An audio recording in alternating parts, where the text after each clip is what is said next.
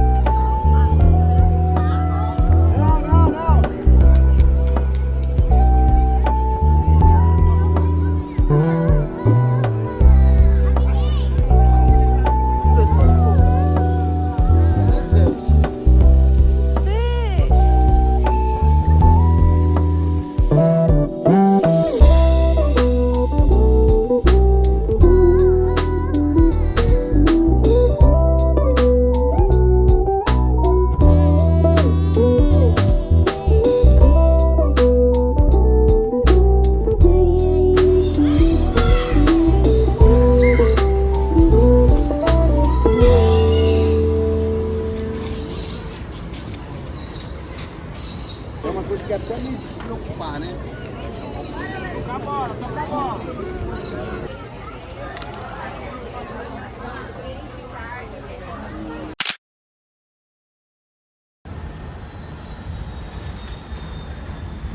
Hi guys, bom dia or boa tarde. It's afternoon. I think it's been a while that I've shown my face here talking, but I wanted to talk about the next segment because I felt that that would explain it a bit better. Our pastors are missionaries from America, and so they took us to see another missions organization that helps with kids that are abandoned, kids whose parents are drug dealers or homeless, or even if they do have families, they are not really cared for properly. And the organization is called IBT. So when they first moved to Brazil, my pastors, when they first moved to Brazil, they used to work with them quite a bit and support them and I guess do missions work with them. But then they went on a break and they haven't been back in a while. And so they decided to take us to see IBTE and to see the work that is going on there and just for us to speak to them and see what other ways that our church can support. So we met up with them for lunch first in a really nice burger spot in Paulista, and then we met with the kids. I didn't really show faces, obviously, privacy reasons, but it was really, really amazing to see the kids. And I think when you see people who have had really hard lives and really difficult lives and who are having really difficult lives, when you see them and they walk into that space and they can just be children, and they have people care for them and they can just play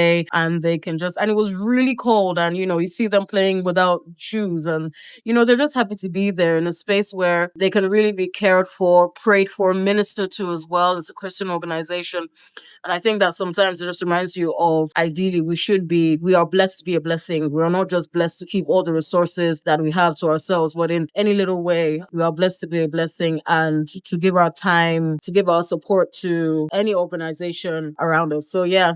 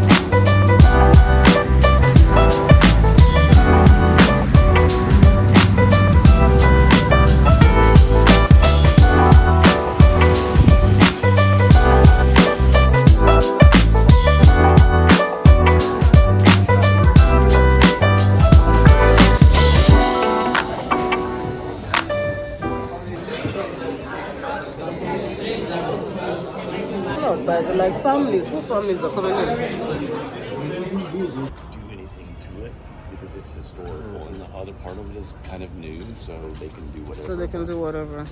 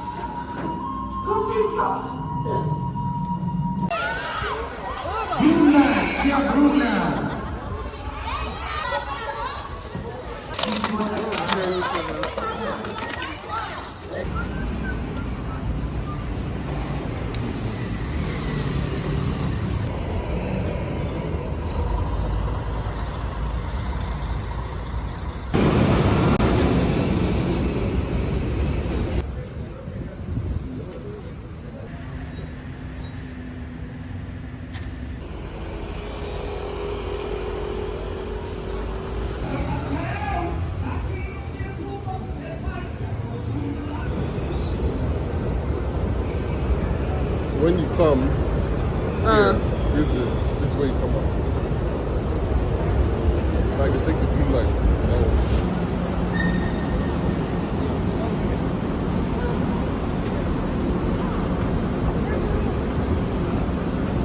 Oh boy. What time is this? Is this rush hour?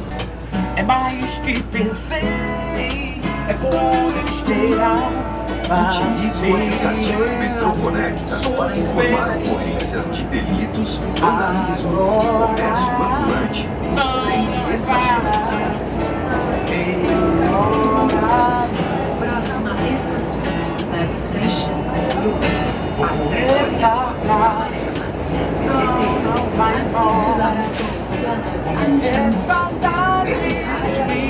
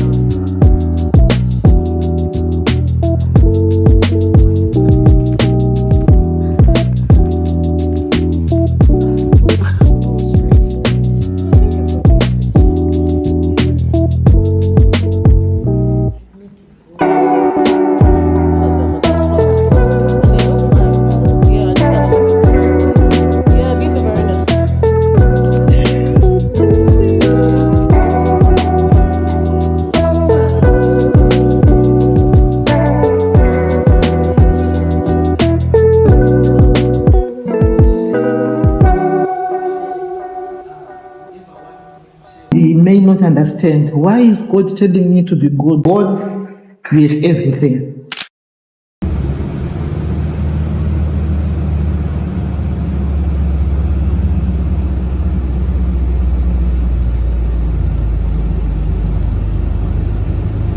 I can call the number we can transfer to you.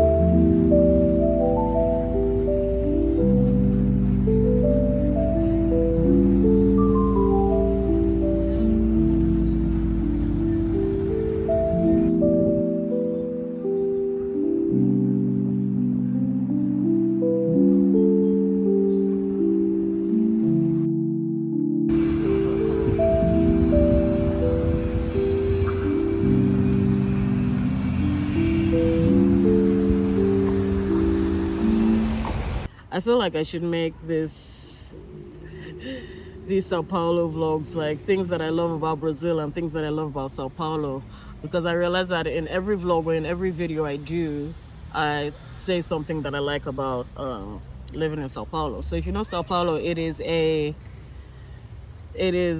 hustle and bustle city. But one thing that I love is how they invest in green spaces, they invest in parks, and there's a space that was not too far. First of all, I remember when we moved to where we are now. I mean, it's a condo, it has a playground and all of that, but I really wanted like a park that was walkable distance because of the kids, because they need all of that energy out, and I believe that nature is good for the body. The closest space or the closest park to us, which I showed earlier in the video, Parque Burley Maxi, the closest park to us was about 15 minutes a drive, about 10 15 minutes drive, and we would take the kids once in a while. There was a space that we used to walk by every day when we take these kids to school. And honestly, it was just looked like an abandoned site. And it was covered with like zinc. It was covered with a fence. And so I didn't think much of it. And then I noticed that, that they were beginning to build and all of that. And I was like, they're probably going to turn this into a shopping mall. I never imagined that they were turning, because it looks from the outside, it looks quite small.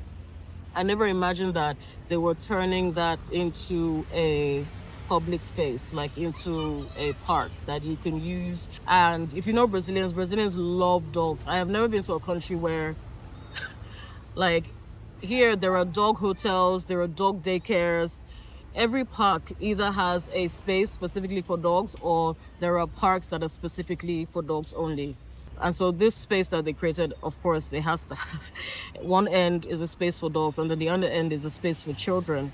And animals are prohibited, and then there's a space for old people, workout. There's young people use it as well, but there's always workout equipment for older people. There's spaces where you can sit, like where I'm sitting now, and just chill. And I think one thing I like is that when they create spaces like this, people use them.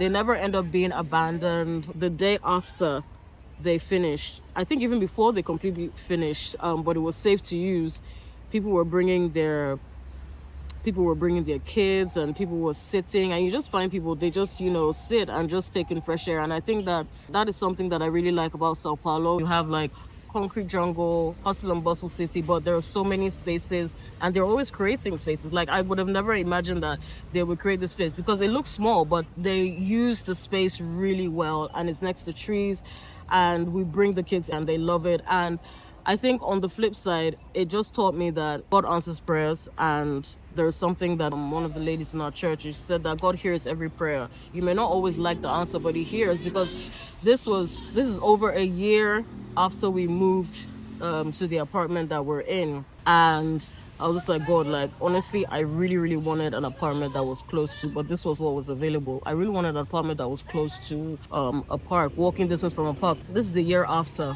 But do you know what? God heard that prayer, because this is a year after, and I would have never imagined that they would turn this space into a park. And I think it just shows that God hears every prayer. There is timing. There is, you don't need it now. There is, can you wait on me? Can you trust me? Can you trust that what I have is best for you? Because imagine if I was like, oh no, we have to move, and there was a park a year later in my future. If only I just waited. And so I'm really grateful for that. It's taught me that even if your prayer is not answered in the way you would like it, or answered when you would like it, God has heard. And another thing about answered prayers and God hearing our prayers, I remember there was a Saturday. There was a Saturday before we were supposed to bring the kids here. And if you know Brazil, I think Sao Paulo, you meet more English-speaking people, but it's still pretty rare. English-speaking people that can have a conversation, not just the basics. And I remember that morning, I was like, oh God, like, this language barrier, I'm not able to have full conversations with people. I can have basic conversations, or I can say hello or ask questions, but not like full conversations with people. And a park is really a lovely place to meet other people, to meet other moms and other families. And people here are very friendly, but I can only have a conversation to a certain extent. And I was like, it would be so nice if I just meet another English-speaking mom. And you know what? That day I took my kids to the park. I went with my husband, and we tend to speak English, obviously, if we're speaking to each other. And a lady asked us something in English. And I asked her, I was like, fala inglês? Do you speak English? And she said, oh yeah, that she and her husband her daughter was born in America, and she and her husband, they lived in America for some years, but then they came back to be closer to family and to just have that support with family, with your kid. And we exchanged numbers, and anytime we see her at the park, we chat and all of that. And she's also a Christian, so like, oh, she'd like to come to our church and just to visit, since she has her own church. But I just thought that was so amazing, and it really shows that God hears. I prayed one prayer and it was answered a year plus later, and I prayed one prayer and it was answered in a couple of hours. It shows that, first of all, we are not in control. God is in control, but it is left for us to trust him and to wait on him. So I feel like I've been talking forever, but I just wanted to share that.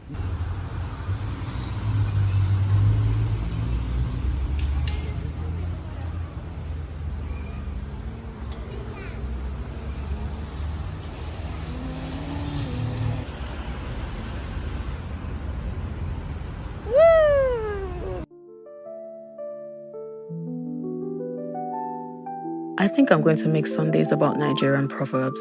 I'll share this amazing one I heard from my friend's dad, who I believe is an orator par excellence. Basically, he's a great storyteller. So this is an Ibibio proverb, and it says, "Where there is life, the neck will wear beads." Wow, I love it.